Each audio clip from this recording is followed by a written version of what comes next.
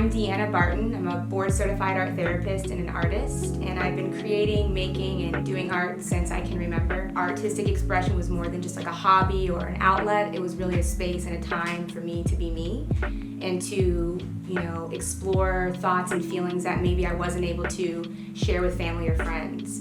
And so that's very much what brought me into the field of art therapy, having a deep appreciation for the arts and also an understanding about how they can help us heal, how they can help us deal with difficult emotion, difficult times. I've developed my company, Artspiration, in an attempt to help bring art therapy to the masses, to the mainstream, and give other people an opportunity to have space and time to be with themselves, to come into their own, and to heal from past experiences.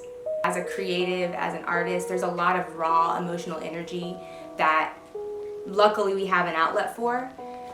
But what's really interesting with artists is that we have a source of record keeping to document various phases in our lives through our creative process. Becoming more aware about how you create, whether you're really aggressive with your art materials or putting down really bold, thick colors on the canvas, or if you're a little bit more meticulous and you want everything just right, that's telling you something about yourself. Services for my individual clients really focuses on helping women of color come into their own.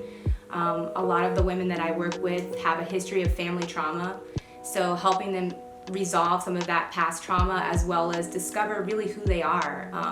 So they have an increase in self-awareness and intuition, and thus helping them kind of increase the momentum as they continue on their path and their journey to achieve whatever great things are destined for them.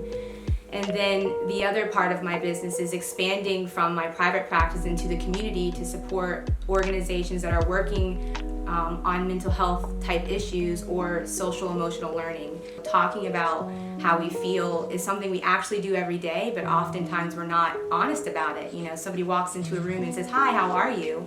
We're very quick to say, "I'm fine, I'm good, things are great," but in essence there's more under the surface. Creating spaces where people can be creative, be expressive, have conversations that are meaningful, and really address whatever's there related to thoughts and emotion and stuff life throws at us that we have to deal with on a regular basis. Art therapy could be really beneficial for creatives because it helps them observe their artistic and creative process from a new perspective, where they're not just focusing on the product or even the process, but tapping more into themselves and what is this emotional energy about that they're releasing into the paper, onto the canvas. It also is very beneficial to those who may not identify as an artist or a creative because it's giving them an opportunity to explore some part of themselves that they don't necessarily tap into with words. So the art is there, also becoming a source of record keeping, helping them understand where they are and what's going on inside of them.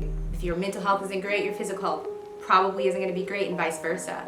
So a lot of the work that I'm doing right now is focusing on helping people be comfortable with talking about their mental health and then seeking help if it's needed.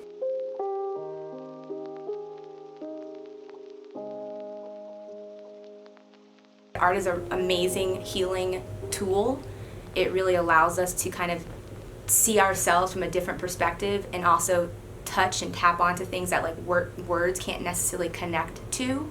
So sometimes when you create a work of art, it could be a year later that you reflect upon it and really do gain or glean some type of information or meaning from it. So as an artist or as a creative, I also encourage you to keep all of your work and take time sometimes to do kind of like a reflection back on past works or past projects, because you may be able to kind of dig in and decipher meaning, find some new symbolism or metaphors there that do relate to overcoming or resilience or just working towards your own emotional wellness and well-being.